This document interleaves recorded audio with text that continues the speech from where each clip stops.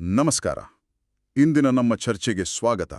ಇಂದು ನಾವು ಧನುರಾಶಿಯವರ ಬಗ್ಗೆ ಒಂದು ಆ, ವಿಚಿತ್ರವಾದ ವಿರೋಧಾಭಾಸವನ್ನು ವಿಶ್ಲೇಷಣೆ ಮಾಡ್ತಾ ಇದ್ದೀವಿ. ಅಂದರೆ ನಮಗೆ ಸಿಕ್ಕಿರೋ ಆಧಾರದ ಪ್ರಕಾರ ಧನುರಾಶಿಯವರು ತುಂಬಾನೇ ಬುದ್ಧಿವಂತರು, ಧೈರ್ಯವಂತರು, ಸಾಮಾನ್ಯವಾಗಿ ಯಶಸ್ವಿಗಳು ಕೂಡ. ಆದರೆ ಅದೇ ಸಮಯದಲ್ಲಿ ಏನೋ ಒಂದು ಕಾಣದ ಶಕ್ತಿ, ಅದ್ಯಾವುದೋ ಒಂದು ಶಕ್ತಿ ಅವರನ್ನು ಹಿಂದಕ್ಕೆ ಎಳಿತಿದೆಯಂತೆ, ಅವರ ಪ್ರಯತ್ನಗಳಿಗೆ ಅಡ್ಡಿ ಆಗ್ತಿದೆಯಂತೆ. ಏನಿದು ರಹಸ್ಯ? ಬನ್ನಿ ಇದರ ಬಗ್ಗೆ ಸ್ವಲ್ಪ ಆಳವಾಗಿ ನೋಡೋಣ. ಹೌದು, ನೀವು ಹೇಳಿದ ಆ ವಿರೋಧಾಭಾಸವೇ ಇವತ್ತಿನ ನಮ್ಮ ಚರ್ಚೆಯ ಮುಖ್ಯ ಪಾಯಿಂಟ್. ಅಂದ್ರೆ ಒಂದ್ ಕಡೆ ಅಪಾರವಾದ ಸಾಮರ್ಥ್ಯ ಇದೆ, ಇನ್ನೊಂದ್ ಕಡೆ ಯಾಕೆ ಹೀಗಾಗ್ತಿದೆ ಅಂತ ವಿವರಿಸೋಕೆ ಆಗ್ದಂಥ ಅಡೆತಡೆಗಳು. ಈ ಆಧಾರ ಏನಿದೆ, ಇದು ಕೇವಲ ಜ್ಯೋತಿಷ್ಯದ ಚೌಕಟ್ಟಲ್ಲಿಲ್ಲ. ಇದಕ್ಕಿಂತ ಹೆಚ್ಚಾಗಿ ನಮ್ಮ ಸಾಂಸ್ಕೃತಿಕ ಬೇರುಗಳಾದ ಕುಲದೇವತೆಯ ಕಾನ್ಸೆಪ್ಟ್ ಇದೆಯಲ್ಲ, ಅದರ ಮಹತ್ವವನ್ನ ಒತ್ತಿ ಹೇಳುತ್ತೆ. ಸೊ ನಮ್ಮ ಇವತ್ತಿನ ಉದ್ದೇಶ ಏನಂದ್ರೆ, ಈ ವಿರೋಧಾಭಾಸದ ಹಿಂದಿನ ಕಾರಣ ಏನು ಅಂತ ಹುಡ್ಕೋದು, ಮತ್ತೆ ಈ ಮೂಲದಲ್ಲಿ ಸೂಚಿಸಿರುವ ಪರಿಹಾರಗಳ ಹಿಂದಿನ ತರ್ಕವನ್ನ ಅರ್ಥ ಮಾಡ್ಕೊಳ್ಳೋದು. ಸರಿ, ಹಾಗಾದ್ರೆ ಆ ವಿರೋಧಾಭಾಸದ ಮೊದಲ ಭಾಗದಿಂದಾನೇ ಶುರು ಮಾಡೋಣ. ಅಂದ್ರೆ ಅವರ ಸಾಮರ್ಥ್ಯ. ಈ ಮೂಲದಲ್ಲಿ ಪೂರ್ವಾಷಾಢ ಮತ್ತೆ ಉತ್ತರಾಷಾಢ ನಕ್ಷತ್ರದ ಮೊದಲ ಪಾದದಲ್ಲಿ ಜನಿಸಿದವರು ಅಂತ ಸ್ಪೆಸಿಫಿಕ್ ಆಗಿ ಹೇಳಿದಾರಲ್ಲ.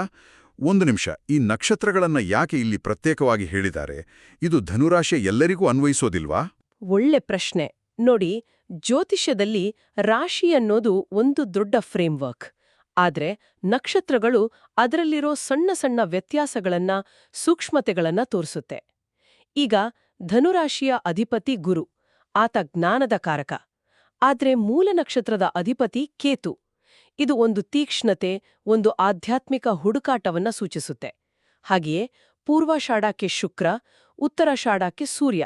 ಹೀಗಾಗಿ ಈ ಮೂರು ನಕ್ಷತ್ರಗಳ ಗುಣಗಳು ಸೇರಿದಾಗ ಧನುರಾಶಿಯವರ ವ್ಯಕ್ತಿತ್ವದಲ್ಲಿ ಒಂದು ಯುನೀಕ್ ಕಾಂಬಿನೇಷನ್ ತಯಾರಾಗುತ್ತೆ. ಅಂದ್ರೆ ವಿಶಿಷ್ಟವಾದ ಮಿಶ್ರಣ ಉಂಟಾಗುತ್ತೆ. ಎಕ್ಸಾಕ್ಟ್ಲಿ, ಒಂದು ವಿಶಿಷ್ಟವಾದ ಮಿಶ್ರಣ. ಅವರಲ್ಲಿ ಗುರುವಿನ ಜ್ಞಾನ ಇರುತ್ತೆ, ಕೇತುವಿನ ತೀಕ್ಷ್ಣತೆ ಇರುತ್ತೆ, ಜೊತೆಗೆ ಸೂರ್ಯನ ತೇಜಸ್ಸು ಕೂಡ ಸೇರಿರುತ್ತೆ.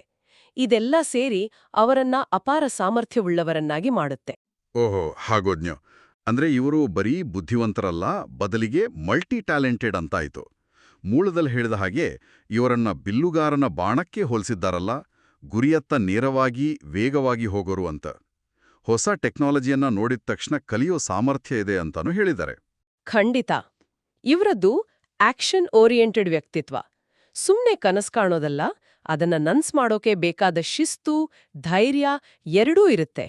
ಆದ್ರೆ ಇಲ್ಲಿಯೇ ಆ ವಿರೋಧಾಭಾಸದ ಎರಡನೇ ಭಾಗ ಶುರುವಾಗೋದು. ಇವರ ಈ ನೇರ ನುಡಿ, ಈ ಪ್ರಾಮಾಣಿಕತೆ, ಈ ವೇಗದ ಬೆಳವಣಿಗೆ, ಇದನ್ನ ಕೆಲವರಿಂದ ಸಹಿಸೋಕೆ ಆಗಲ್ಲ. ಇವರ ಒಳ್ಳೆಯ ಗುಣಗಳನ್ನೇ ತಪ್ಪಾಗಿ ಅರ್ಥ ಮಾಡ್ಕೊಂಡು ಅಸೂಯೆಯಿಂದ ಶತ್ರುಗಳಾಗ್ತಾರೆ.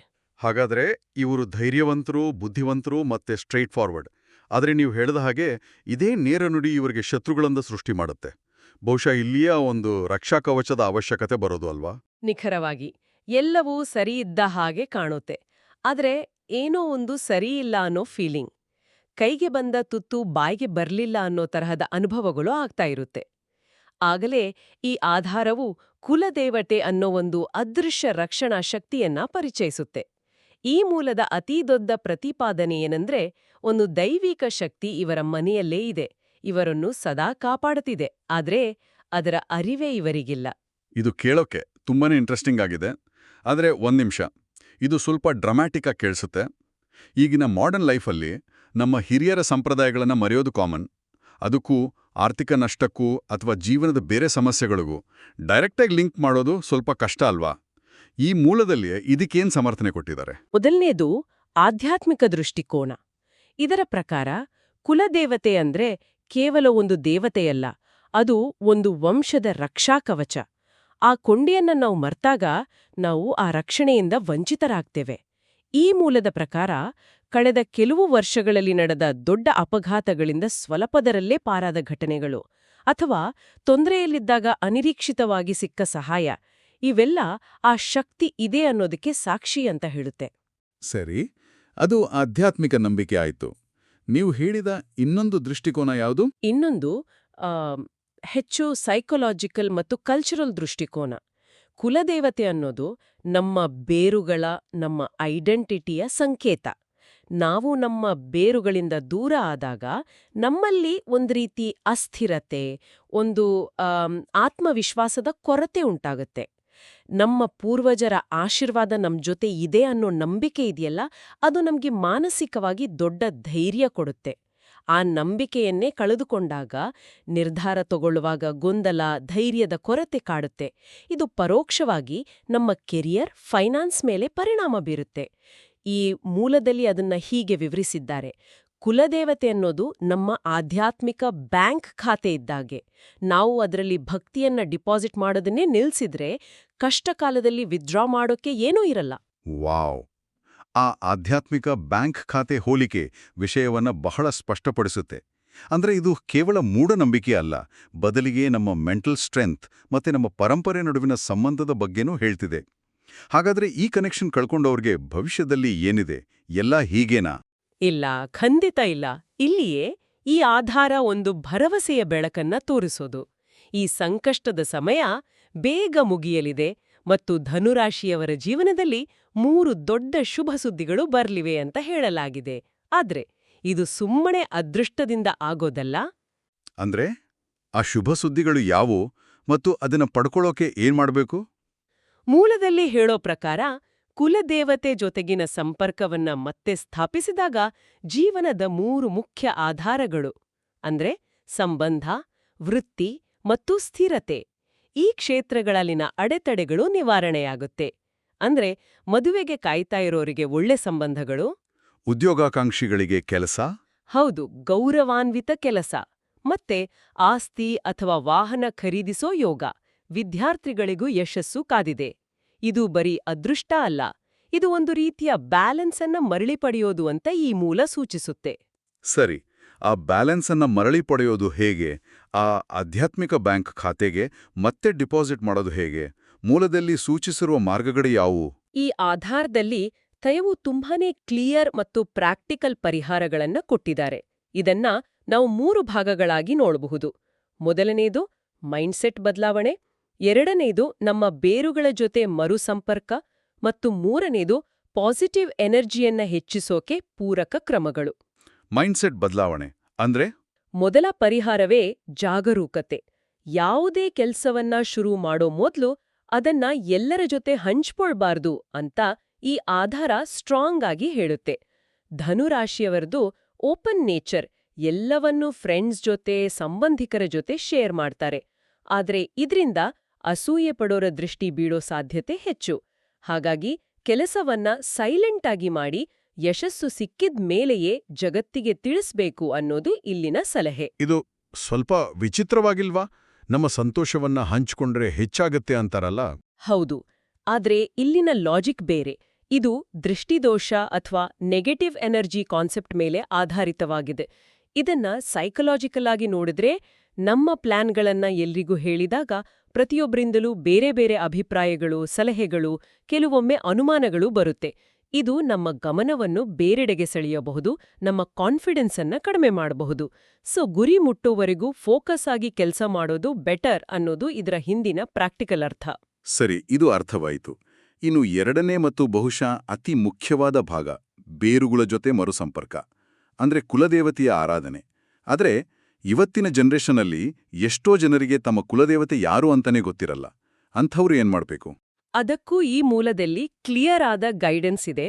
ಮೊದಲ ಹೆಜ್ಜೆ ಮನೆಯ ಹಿರಿಯರನ್ನ ಅಂದ್ರೆ ಅಜ್ಜಾಜಿ ಅಥವಾ ತಂದೆ ತಾಯಿಯನ್ನ ಕೇಳಿ ನಮ್ಮ ಕುಲದೇವತೆ ಯಾರು ಅಂತ ಖಚಿತವಾಗಿ ತಿಳ್ಕೊಳ್ಳೋದು. ನಂತರ ಸಾಧ್ಯ ಆದ್ರೆ ಆ ದೇವತೆಯ ಚಿತ್ರ ಅಥವಾ ಒಂದು ಸಣ್ಣ ವಿಗ್ರಹವನ್ನ ಮನೆಯ ದೇವರ ಕೋಣೆಯಲ್ಲಿಟ್ಟು ರೆಗ್ಯುಲರ್ ಆಗಿ ಪೂಜೆ ಮಾಡಬೇಕು. ಒಂದು ವೇಳೆ ಚಿತ್ರ ಸಿಗದಿದ್ರೂ ಕನಿಷ್ಠ ಆ ದೇವತೆಯ ಹೆಸರು ಮತ್ತು ರೂಪವನ್ನ ಮನಸ್ಸಿನಲ್ಲಿ ಧ್ಯಾನಿಸಿ ಭಕ್ತಿಯಿಂದ ಸ್ಮರಿಸಬೇಕು. ಇದರಲ್ಲಿ ಅಮಾವಾಸ್ಯೆ ಪೂಜೆಗೆ ವಿಶೇಷ ಮಹತ್ವ ಕೊಟ್ಟಿದ್ದಾರೆ ಅಂತ ಕೇಳಿದ್ದೀನಿ. ಅದರ ಬಗ್ಗೆ ಏನ್ ಹೇಳಿದ್ದಾರೆ? ಹೌದು, ಶಾಸ್ತ್ರಗಳ ಪ್ರಕಾರ ಅಮಾವಾಸ್ಯೆ ಅನ್ನೋದು ಪಿತೃಗಳಿಗೆ ಮತ್ತು ಕುಲದೇವತೆಗೆ ಅತ್ಯಂತ ಪ್ರಿಯವಾದ ದಿನ. ಈ ಮೂಲದಲ್ಲಿ ಹೇಳೋ ಪ್ರಕಾರ ಸತತವಾಗಿ 11 ಅಮಾವಾಸ್ಯೆಗಳಂದು ಮನೆಯಲ್ಲೇ ಪಾಯಸ ಪುಳಿಯೋಗರೆ ಅಥವಾ ಸಕ್ಕರೆ ಪೊಂಗಲ್ ಈ ತರಹ ಸಿಹಿ ನೈವೇದ್ಯ ಮಾಡಿ ಧೂಪ ದೀಪಗಳಿಂದ ಶ್ರದ್ಧೆಯಿಂದ ಪೂಜಿಸಿದ್ರೆ ಮನಸ್ಸಿನಲ್ಲಿರೋ ಪಿಷ್ಟಾರ್ಥಗಳು ಬೇಗ ನೆರವೇರುತ್ತೆ. ಇದು ಕೇವಲ ಒಂದು ಆಚರಣೆ ಅಲ್ಲ, ಇದು ನಮ್ಮ ಪರಂಪರೆ ಜೊತೆ ಮತ್ತೆ ಕನೆಕ್ಟ್ ಆಗೋಕೆ ನಾವು ತಗೊಳ್ಳೋ ಒಂದು ಶಿಸ್ತುಬದ್ಧ ಪ್ರಯತ್ನ. ಇನ್ನು 3ನೇ ಭಾಗ, ಪಾಸಿಟಿವ್ ಎನರ್ಜಿಯನ್ನ ಹೆಚ್ಚಿಸೋ ಪೂರಕ ಕ್ರಮಗಳು. ಇದು ಕುಲದೇವತೆ ಆರಾಧನೆಗೆ ಹೇಗೆ ಹೆಲ್ಪ್ ಮಾಡುತ್ತೆ? ಇದನ್ನ ನಾವು ಸಪೋರ್ಟಿಂಗ್ ಹ್ಯಾಬಿಟ್ಸ್ ಅಂತ ಕರೀಬಹುದು. ಮುಖ್ಯ ಆರಾಧನೆ ಜೊತೆಗೆ ಇವುಗಳನ್ನ ಪಾಲಿಸಿದ್ರೆ ನಮ್ಮ ಸುತ್ತ ಒಂದು ಪಾಸಿಟಿವ್ ವಾತಾವರಣ ನಿರ್ಮಾಣ ಆಗತ್ತೆ ಅನ್ನೋ ನಂಬಿಕೆ. ಉದಾಹರಣೆಗೆ, ಬಡವರಿಗೆ ಅನ್ನ, ವಸ್ತ್ರ ದಾನ ಮಾಡೋದು, ಗೋಮಾತೆಗೆ ಹಸಿರು ಹುಲ್ಲು, ಬೆಲ್ಲ, ಬಾಳೆಹಣ್ಣು ಕೊಡೋದು. ಗೋವನ್ನ ನಡೆದಾಡುವ ದೇವಸ್ಥಾನ ಅಂತ ಹೇಳ್ತಾರೆ. ಗೋಸೇವೆ ಮಾಡೋದ್ರಿಂದ ಎಲ್ಲಾ ದೇವತೆಗಳ ಅನುಗ್ರಹ ಸಿಗುತ್ತೆ ಅಂತಾರೆ. ವಾರದ ನಿರ್ದಿಷ್ಟ ದಿನಗಳಲ್ಲಿ ಮಾಡೋ ಪೂಜೆಗಳ ಬಗ್ಗೆನೂ ಈ ಮೂಲದಲ್ಲಿ ಹೇಳಿದ್ದಾರಲ್ಲ. ಮಂಗಳವಾರ ದುರ್ಗಾದೇವಿ, ಗುರುವಾರ ಶಿವ, ಶುಕ್ರವಾರ ಲಕ್ಷ್ಮಿ. ಇಷ್ಟೆಲ್ಲ ಮಾಡ್ಬೇಕಾ? ಇದು ಸ್ವಲ್ಪ ಕಷ್ಟ ಆಗೋದಿಲ್ವಾ? ಇದು ಒಳ್ಳೆ ಪ್ರಶ್ನೆ. ಈ ಮೂಲ ಇದನ್ನ ಆಪ್ಷನ್ಸ್ ಆಗಿ ಕೊಡುತ್ತೆ. ಪ್ರತಿಯೊಂದಕ್ಕೂ ಒಂದು ಕಾರಣವಿದೆ. ಮಂಗಳವಾರ ದುರ್ಗಾಪೂಜೆ ಮಾಡಿದ್ರೆ ಶತ್ರುಭಯ ನಿವಾರಣೆಯಾಗಿ ಧೈರ್ಯ ಬರುತ್ತೆ. ಧನುರಾಶಿಯ ಅಧಿಪತಿ ಗುರು. ಹಾಗಾಗಿ ಗುರುವಾರ ಗುರುಸ್ವರೂಪಿಯಾದ ಶಿವನಿಗೆ ಅಭಿಷೇಕ ಮಾಡೋದ್ರಿಂದ ಜ್ಞಾನ, ವಿವೇಕ ಹೆಚ್ಚಾಗುತ್ತೆ. ಶುಕ್ರವಾರ ಲಕ್ಷ್ಮೀ ಪೂಜೆ, ಕನಕಧಾರ ಸ್ತೋತ್ರ ಪಠಣ ಮಾಡಿದ್ರೆ ಆರ್ಥಿಕ ಸಂಕಷ್ಟಗಳು ದೂರ ಆಗುತ್ತೆ. ಎಲ್ಲವನ್ನೂ ಮಾಡೋಕೆ ಆಗದೇ ಇದ್ರೂ ತಮ್ಮ ಸಮಸ್ಯೆಗೆ ತಕ್ಕ ಹಾಗೆ ಒಂದನ್ನ ಆಯ್ಕೆ ಮಾಡ್ಕೊಂಡು ಶ್ರದ್ಧೆಯಿಂದ ಪಾಲಿಸಬಹುದು. ಮತ್ತು ಕೊನೆಯದಾಗಿ ಶ್ರೀಕೃಷ್ಣನ ಆರಾಧನೆ ಬಗ್ಗೆ ಹೇಳಿದ್ದಾರೆ. ಓಂ ನಮೋ ಭಗವತೆ ವಾಸುದೇವಾಯ ಮಂತ್ರಕ್ಕೆ ಯಾಕೆ ಇಷ್ಟು ಪ್ರಾಮುಖ್ಯತೆ? ಜ್ಯೋತಿಷ್ಯ ಶಾಸ್ತ್ರದಲ್ಲಿ ಶ್ರೀಕೃಷ್ಣನನ್ನ ಜ್ಞಾನ, ತಂತ್ರಗಾರಿಕೆ ಮತ್ತೆ ಧರ್ಮಸ್ಥಾಪನೆಯ ಪ್ರತೀಕವಾಗಿ ನೋಡ್ತಾರೆ. ಧನುರಾಶಿಯವರಿಗೆ ಬೇಕಿರೋದು ಅದೇ. ತಮ್ಮ ಜ್ಞಾನವನ್ನ ಸರಿಯಾದ ದಿಕ್ಕಿನಲ್ಲಿ ಬಳಸಿ ಜೀವನದ ಕುರುಕ್ಷೇತ್ರದಲ್ಲಿ ಬರುವ ಚಾಲೆಂಜ್ಗಳನ್ನ ಗೆಲ್ಲೋದು. ಓಂ ನಮೋ ಭಗವತೆ ವಾಸುದೇವಾಯ ಅನ್ನೋದು ಕೇವಲ ಒಂದು ಮಂತ್ರವಲ್ಲ, ಅದು ಕಷ್ಟದ ಸಮಯದಲ್ಲಿ ಸರಿಯಾದ ನಿರ್ಧಾರ ತಗೊಳ್ಳೋಕೆ ಬೇಕಾದ ಆಂತರಿಕ ಶಕ್ತಿಯನ್ನ ಜಾಗೃತಗೊಳಿಸೋ ಒಂದು ಸಾಧನ ಅಂತ ಈ ಆಧಾರ ಪ್ರತಿಪಾದಿಸುತ್ತೆ. ಹಾಗಾದ್ರೆ ಈ ಎಲ್ಲದರ ಸಾರಾಂಶ ಏನು? ನಮ್ಮ ಇವತ್ತಿನ ಚರ್ಚೆಯನ್ನ ಒಟ್ಟುಗೂಡಿಸೋದಾದ್ರೆ, ಈ ಮೂಲವು ಧನುರಾಶಿಯವರಿಗೆ ಒಂದು ಕ್ಲಿಯರ್ ಆದ ರೋಡ್ ಮ್ಯಾಪ್ ಕಟ್ತಿದೆ. ತಮ್ಮ ವ್ಯಕ್ತಿತ್ವದ ಶಕ್ತಿ, ದೌರ್ಬಲ್ಯಗಳನ್ನ ಅರ್ಥ ಮಾಡಿಕೊಂಡು ತಮ್ಮನ್ನ ರಕ್ಷಿಸ್ತಿರೋ ಆದರೆ ಮರೆತು ಹೋದ ಕುಲದೇವತೆಯ ಶಕ್ತಿ ಜೊತೆ ಮತ್ತೆ ಕನೆಕ್ಟ್ ಆಗಿ ಕೆಲವು ಸರಳ ಆಚರಣೆಗಳನ್ನ ಶ್ರದ್ಧೆಯಿಂದ ಪಾಲಿಸೋದ್ರಿಂದ ಮುಂದೆ ಬರೋ ಒಳ್ಳೆಯ ಸಮಯದ ಸಂಪೂರ್ಣ ಲಾಭವನ್ನ ಪಡ್ಕೊಳ್ಬಹುದು. ಹೌದು, ಆದರೆ ಇಲ್ಲಿ ಗಮನಿಸಬೇಕಾದ ಅಂತಿಮ ಮತ್ತು ಬಹುಶಃ ಅತ್ಯಂತ ಮುಖ್ಯವಾದ ವಿಷಯ ಏನಂದ್ರೆ, ಈ ಮೂಲದ ಕೊನೆಯಲ್ಲಿ ಒಂದು ಎಚ್ಚರಿಕೆಯ ಮಾತು ಇದೆ. ದೇವರು ದುಬಾರಿ ಪೂಜೆಗಳನ್ನಾಗಲಿ ಆಡಂಬರದ ಉಡುಗೊರೆಗಳನ್ನಾಗಲಿ ಬಯಸುತ್ತಿಲ್ಲ. ಬದಲಾಗಿ ನಿಸ್ವಾರ್ಥ ಭಕ್ತಿ, ಶುದ್ಧ ಮನಸ್ಸನ್ನಷ್ಟೇ ಬಯಸುತ್ತಾನೆ ಅಂತ ಸ್ಪಷ್ಟವಾಗಿ ಹೇಳಲಾಗಿದೆ. ಇದು ನಮ್ಮೆಲ್ಲರಿಗೂ ಒಂದು ಆಲೋಚನೆಯನ್ನ ಹುಟ್ಟುಹಾಕುತ್ತೆ.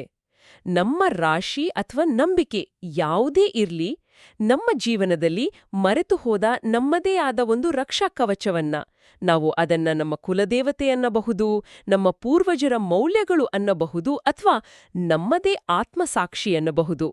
ಅದರ ಜೊತೆ ಉದ್ದೇಶಪೂರ್ವಕವಾಗಿ ಪುನಃ ಸಂಪರ್ಕ ಸಾಧಿಸಿದರೆ ಏನಾಗಬಹುದು? ನಾವು ಮರೆತು ಹೋದ ಯಾವ ಶಕ್ತಿಯನ್ನ ಅಲ್ಲಿ ಮತ್ತೆ ಕಂಡುಕೊಳ್ಳಬಹುದು? ಇದರ ಬಗ್ಗೆ ಆಲೋಚಿಸುವುದು ಎಲ್ಲರಿಗೂ ಉಪಯುಕ್ತವಾಗಬಹುದು.